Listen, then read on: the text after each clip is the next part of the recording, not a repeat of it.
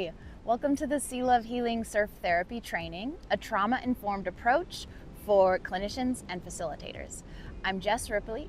I am your instructor. I'm a licensed marriage and family therapist and a certified therapeutic recreation specialist. There's another video about my qualifications and trainings. This video is to tell you what this course is about. So I've been doing surf therapy for about 10 years in one way or another.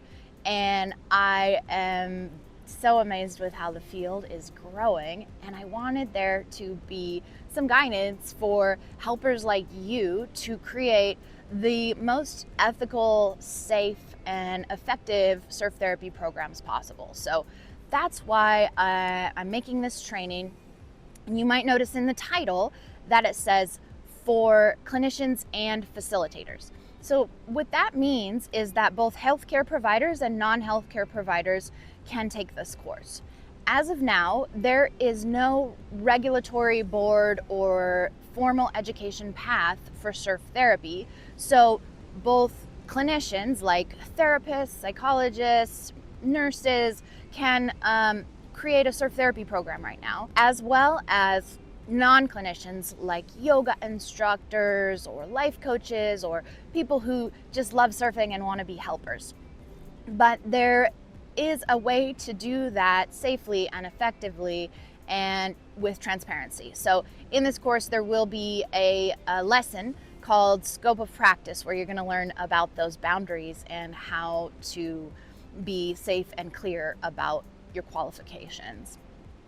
We start the course with a guided meditation and writing exercise to identify your personal values as a helper, as a surfer, and to form those into a guiding statement for you so that you always remember your why and your values that need to be behind everything you do through your surf therapy journey. So then we get into logistical stuff, the paperwork, the non-surf, not very fun, honestly, stuff like waivers, contract or informed consent, intake call and questionnaire, getting insurance, if you're a healthcare provider, possibly getting reimbursed by insurance, all the paperwork. Then the safety and preparation, like what kind of safety training or equipment you might want to have, how to prepare yourself and your team, and what kind of surf gear you might want to have for your clients. And then we'll get into my specific curriculum, how I am going to suggest that you do your surf therapy sessions for both one-on-one and groups.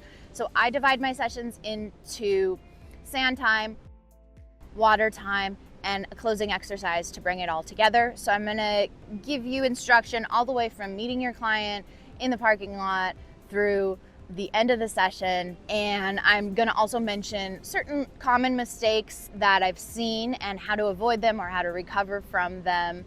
We're going to get into the documentation afterwards, how to take note of what happened there, which will be different for clinicians and for non-clinicians. Then I give you a little bit more detail on trauma-informed. So more explanation of what trauma is, how it affects your nervous system, how it can show up for our clients, and how to best respond to be helpful in those situations. We are then going to talk about how to provide a safe space, the best possible care for diverse clients, people that have different backgrounds or come from different cultures than yourself. There's also a video in there specific for psychotherapists. That's a specialty of mine, so I'm going to include some extras on specific psychotherapy modalities and how to incorporate those into surf therapy.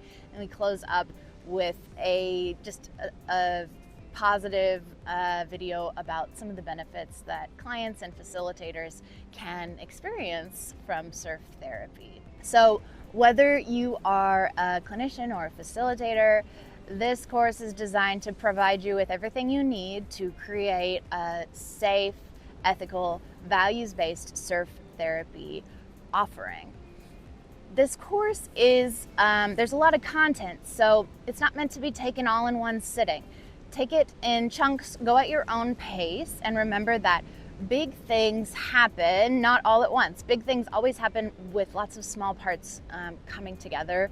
And remember that mistakes or do-overs are inevitable when you try something new or you're doing something brave. So it's a good sign when you make a mistake. It means you push to your limit and you're trying something brave. Give yourself some grace with this. And I'm ready. You're ready. Let's get started.